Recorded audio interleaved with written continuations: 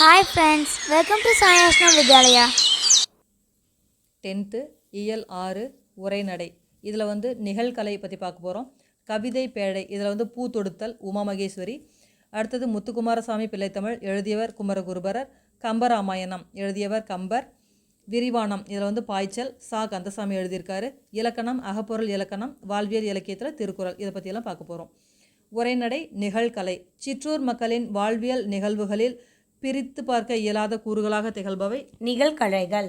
கரகாட்டம் பன்னெடுங்காலமாக மக்களால் விரும்பப்படும் மரபார்ந்த கலைகளுள் ஒன்று கரகாட்டம். கரகாட்டத்தின் வேறு பெயர்கள் கரகம், கும்பாட்டம். கரகாட்டம் ஆடும்போது இசைக்கப்படும் இசைக்கருவிகள் நையாண்டி மேள இசை, நாதஸ்வரம், தவில், பம்பை. கரகாட்டம் ஆட எத்தனை பேர் வேண்டும்? வரையறை இல்லை. எத்தனை பேர் வேணாலும் ஆடலாம். நீரறு வரியா கரகத்து கரகம் என்ற சொல் இடம்பெற்றுள்ள நூல் புறநானூறு. 11 வகையான ஆடல்கள் பற்றி குறிப்பிடும் நூல் சிலப்பதிகாரம். இதில் ஆடினது யாருன்னா மாதவி. மாதவி ஆடின 11 வகையான ஆடலில் குடக்கூத்தும் ஒன்று. கரகாட்டத்திற்கு அடிப்படையாக கருதப்படும் கூத்து குடக்கூத்து. மயிலாட்டம் நையாண்டி மேளத்திற்கு ஏற்ப ஆடும் ஆட்டம் மயிலாட்டம். கரகாட்டத்தின் துணையாட்டம் மயிலாட்டம். காவடியாட்டம். கா என்பதற்கு டேஸ் என்று பொருள். பாரந்தாங்கும் கோல். இரு முனைகளிலும் சம எடைகளை கட்டிய தண்டினை தோளில் சுமந்து ஆடுவது காவடியாட்டம். காவடியின் வகைகள் மச்சக்காவடி, சர்ப்ப காவடி, பூக்காவடி, தேர்காவடி. பறவை காவடி. எந்தெந்த நாடுகளில் புலம்பெயர் தமிழர் வாழும் பிற நாடுகளிலும் காவடியாட்டம் ஆடப்படுகிறது? இலங்கை, மலேசியா. ஒயிலாட்டம் ஒரே நிற துணியை முண்டாசு போல கட்டியும் காலில் சலங்கை அணிந்தும் கையில் உள்ள சிறு துணியை இசைக்கேற்ப வீசியும் ஒயிலாக ஆடும் குழு ஆட்டம் ஒயிலாட்டம். ஒயிலாட்டத்தில் எது சிறப்பானது? கம்பீரத்துடன் ஆடுதல். ஒயிலாட்டத்தை பெரும்பாலும் யார் ஆடுகின்றனர்? ஆண்களே ஆடுகின்றனர். ஒயிலாட்டத்தில் இசைக்கப்படும் இசைக்கருவிகள் தோளால் கட்டப்பட்ட குடம், தவில், சிங்கி, டோலக். தப்பு. தேவராட்டம் அல்லது சேவையாட்டம். தேவராட்டம் என்பதன் பொருள் வானத்து தேவர்கள் ஆடிய ஆட்டம். தேவராட்டம் ஆடுபவர்கள் ஆண்கள் மட்டுமே. தேவராட்டத்தில் இசைக்கப்படும் இசைக்கருவி உருமி எனப்படும் தேவ துந்துபி. தேவராட்டத்தில் எத்தனை கலைஞர்கள் கலந்து கொள்ள வேண்டும் என்பது பொது மரபு. 8 முதல் 13 பேர். தேவராட்டம் சடங்கு சார்பாக ஆடப்படுகிறது. மேலும் இசை சார்பு கலையாகவும் வழிபாட்டு கலையாகவும் நிகழ்த்துகின்றனர். பொய்க்கால் குதிரை ஆட்டம் மராட்டியர் காலத்தில் தஞ்சைக்கு வந்ததாக கூறப்படும் ஆட்டம் பொய்க்கால் குதிரை ஆட்டம். பொய்க்கால் குதிரை ஆட்டத்தின் வேறு பெயர்கள் புரவி ஆட்டம், புரவி நாட்டியம். பொய்க்கால் குதிரை ஆட்டத்திற்கு இசைக்கப்படும் இசைக்கருவிகள் நையாண்டி மேளம், நாகஸ்வரம். பொய்க்கால் குதிரை ஆட்டம் ராஜஸ்தானில் டேஸ் என்று அழைக்கப்படுகிறது. கச்சிக்கொடி. கேரளாவில் டேஸ் என்று அழைக்கப்படுகிறது. குதிரைக்களி. தப்பாட்டம் தப்பாட்டம் என்பது தப்பு என்ற தோற்கருவியின் இசைக்கேற்ப ஆடுகின்ற நிகழ்கலை. தப்பாட்டத்தின் வேறு பெயர்கள் தப்பாட்டம், தப்பட்டை, தப்பு. தப்பு என்பது வட்ட வடிவமாக அகன்ற தோல்கருவி. இதை வச்சுட்டு ஆடுறதுனால அதை தப்புன்னு சொல்கிறோம்.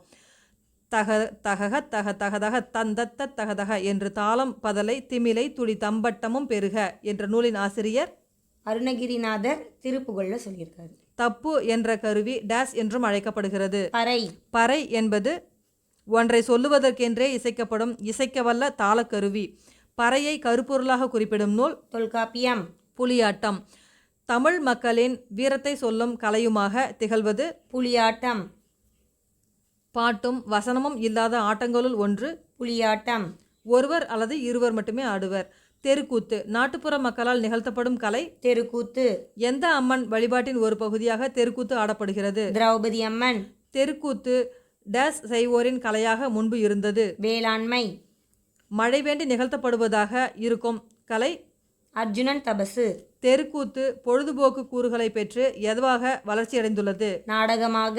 கதகளி போன்று செவ்வியல் கலையாக ஆக்கும் முயற்சிகள் மேற்கொள்ளப்பட்டு வருகின்றன. இந்த தெருக்கூத்தை கதகளி மாதிரி செவ்வியல் கலையாகவே ஆக்கிற முயற்சிகள் தற்போது மேற்கொள்ளப்பட்டு வருகிறது. தோற்பாவை கூத்து தோலால் ஆன பாவையை கொண்டு நிகழ்த்தும் கலை. தோற்பாவை. தோற்பாவை கூத்து நிகழ்த்தும் திரைச்சீலையின் நீளம் மற்றும் அகலம் எதனை பொறுத்து வேறுபடுகின்றன? பாவையின் அமைப்பு மற்றும் எண்ணிக்கையை பொறுத்து. தோல்பாவை கூத்தில் பாவையின் அசைவு, உரையாடல், இசை ஆகியவற்றோடு எதுவும் முதன்மை பெறுகிறது? ஒளி, அதாவது லைட். பாவை குறித்த செய்திகள் சங்ககாலம் முதல் 18ஆம் நூற்றாண்டு வரை தமிழ் இலக்கியங்களில் இடம்பெற்றுள்ளது.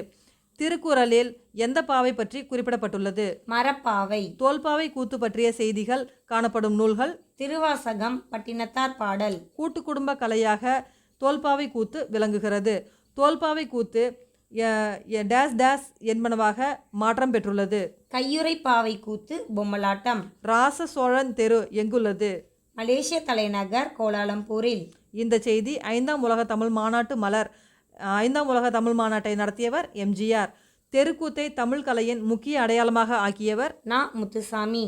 முத்துசாமி. இவர் கலை ஞாயிறு கூத்துப்பட்டறை முத்துசாமி அப்படின்னு இவர் சொல்லுவாங்க.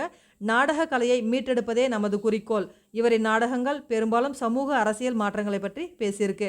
இவர் வாங்கிய விருதுகள் இந்திய அரசின் தாமரை திரு விருது, அதாவது தாமரை திரு அப்படின்னா பத்மஸ்ரீ விருது வாங்கியிருக்காரு. தமிழக அரசோட கலைமாமணி விருது வாங்கியிருக்காரு.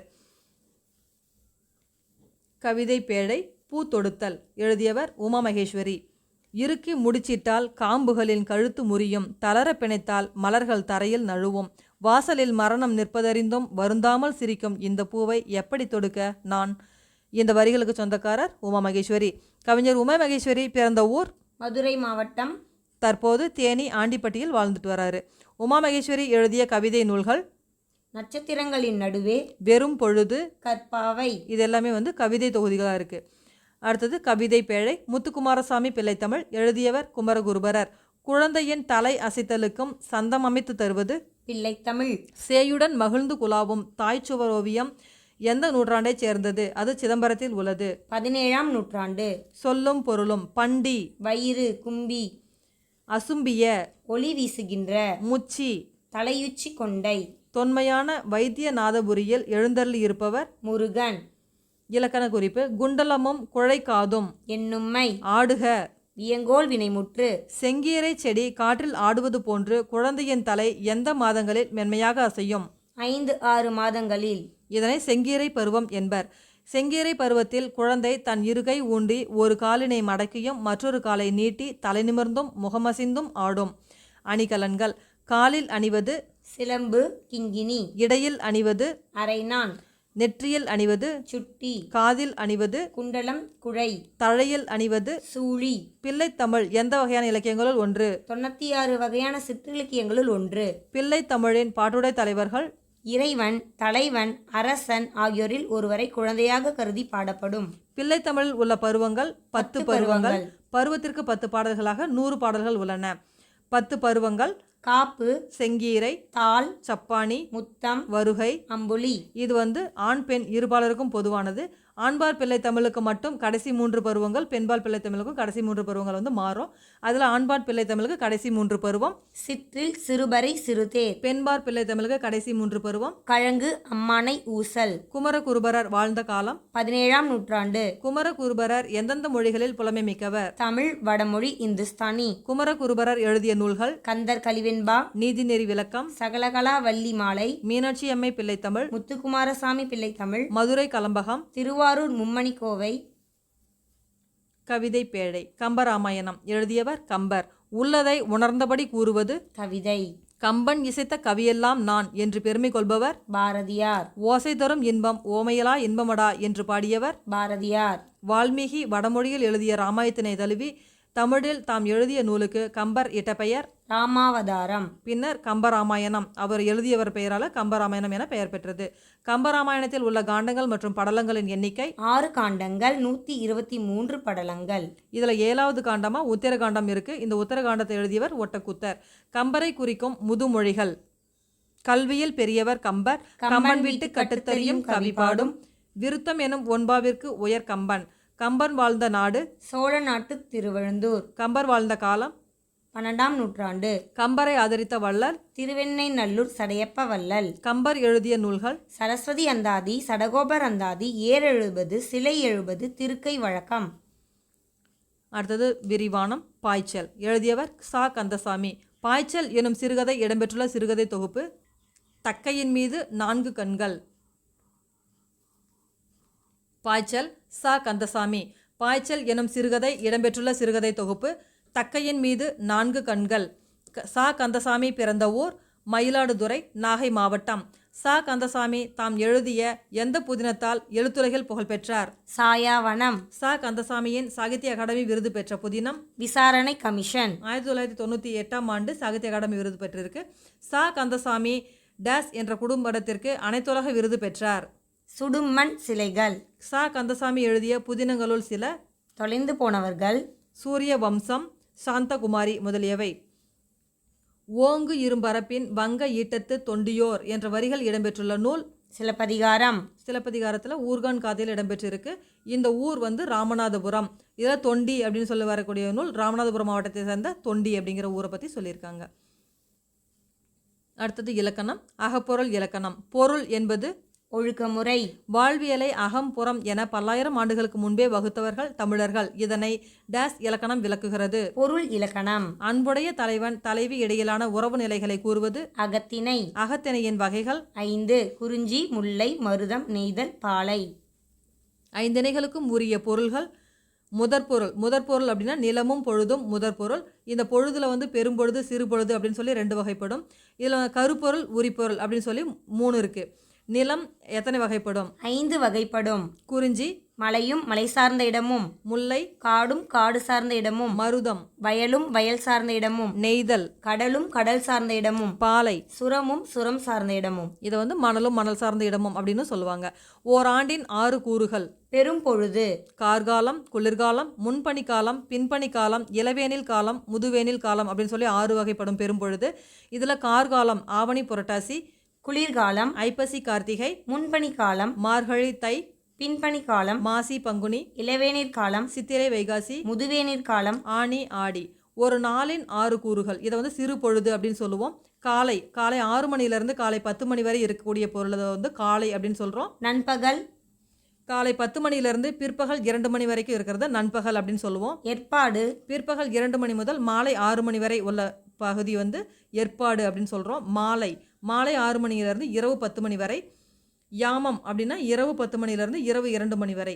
வைகறை பொழுது அப்படின்னா பொழுது புறப்படுறது இரவு 2 மணிலேருந்து காலை 6 மணி வரை. ஏற்பாடு அப்படிங்கிறத எல் கூட்டல் பாடு அப்படின்னு சொல்லலாம். ஞாயிறு மறையும் நேரம், இதை தான் ஏற்பாடு அப்படின்னு சொல்கிறோம். திணையும் பொழுதும். திணை குறிஞ்சி பெரும்பொழுது, குளிர்காலம், முன்பனி காலம், சிறு பொழுது. யாமம் முல்லைக்கு பெரும்பொழுது, கார்காலம், சிறு பொழுது. மாலை. மருதத்துக்கு பெரும்பொழுது. 6 பெரும்பொழுதுகளும் வைகறை காலம். சிறு பொழுது வந்து வைகறை. நெய்தல்ல வந்து 6 பெரும்பொழுதுகளும். சிறு பொழுது ஏற்பாடு. பாலை இளவேனில், முதுவேனில், பின்பனி இதெல்லாம் வந்து பாலை நிலத்துக்கு சொந்தமானது. சிறு பொழுது நண்பகல். எந்த திணையிலும் இடம்பெறாத சிறு பொழுது காலை. கருப்பொருள்கள் குறித்த அட்டவணை.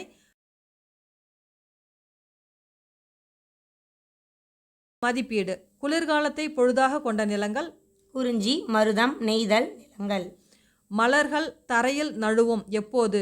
தளர பிணைத்தால். கோசல நாட்டில் கொடை இல்லாததன் காரணம் அங்கு வறுமை இல்லாததால். சந்த கவிதையின் சிறப்பு பெற்றவர் கம்பர். எங்கு உப்பு காய்ச்சுதல் நடைபெறுகிறது? கடற்கரையில். மொழியை ஆள்வோம். சிறு நண்டு மணல் மீது படம் ஒன்று கீறும், சிறுவேளை அதை வந்து அலை கொண்டு போகும், கரிசோறு பொதியோடு தருகின்ற போதும் கடல் மீது இவள் கொண்ட பயமொன்று காணும், வெறுவான வெளி மீது முகில் வந்து சூழும், வெறிகொண்ட புயல் நின்று கரகங்கள் ஆடும், நெறிமாறு படநூறு சுழிவந்து சூழும், நிலையான கரை நீரில் அலை போய் உழைந்தாடும். இந்த பாடலை எழுதியவர் மகாகவி. இலங்கையைச் சேர்ந்தவர் மகாகவி. கலைச்சொற்கள். ஈஸ்தட்டிக்ஸ் அழகியல் அல்லது முருகியல். ஆர்டிஃபேக்ட்ஸ் கலைப்படைப்புகள். டெர்மினாலஜி கலைச்சொல்.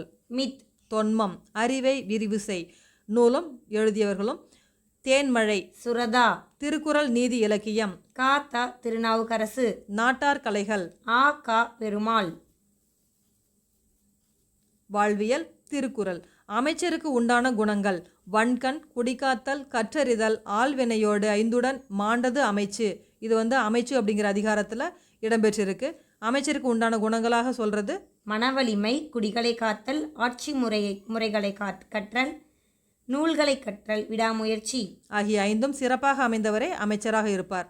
அடுத்தது வந்து பொருள் செயல் வகை. இந்த அதிகாரத்திலிருந்து குறள். பொருள் அல்லவரை பொருளாக செய்யும், பொருள் அல்லது இல்லை பொருள். இதில் இடம்பெற்றிருக்கக்கூடிய அணி சொற்பொருள் பின்வரும் நிலையணி. இதில் வந்து பொருள் அப்படின்னு சொல்லிட்டு பொருள் அல்லவரை பொருளாக செய்யும், பொருள் அல்லது இல்லை பொருள் அப்படின்னு சொல்லக்கூடியது. சொல்லும் பொருளும் ஒரே பொருளில் ஒரே சொல் திரும்ப திரும்ப வந்திருக்கனால இது வந்து சொல் பொருள் பின்வரும் நிலையணி அப்படின்னு சொல்கிறோம். குன்றேறி யானை போர் கண்டற்றால் தன் கை தொன்றுண்டாக செய்வான் வினை. இதில் இடம்பெற்றுள்ள அணி உவமை அணி. நல்குரவு. இந்த அதிகாரத்திலிருந்து குறள் சொல்லியிருக்காங்க. இன்மையின் இன்னாது இன்னாது இயாது எனின் இன்மையின் இன்மையே இன்னாதது. இதில் இடம்பெற்றுள்ள அணி சொற்பொருள் பின்வரும் நிலையணி. கயமை எந்த அதிகாரத்திலிருந்து குறள் மக்களே போல்வர் கயவர் அவர் அன்ன ஒப்பாரி யாம் கண்டதில். இடம்பெற்றுள்ள அணி ஓமையணி. தேவர் அணையர் கயவர் அவரும் தாம் மேவன செய்தொழுகலான். இதில் இடம்பெற்றுள்ள அணி வஞ்ச புகழ்ச்சி அணி. சொல்ல பயன்படுவர் சான்றோர் கரும்பு போல் கொல்ல பயன்படும் கீழ். இதில் இடம்பெற்றுள்ள அணி ஓமையணி. கரப்பிடும்பை இல்லார் என்பதன் பொருள் தம்மிடம் உள்ள பொருளை மறைத்து வைக்காதவர். நன்றி.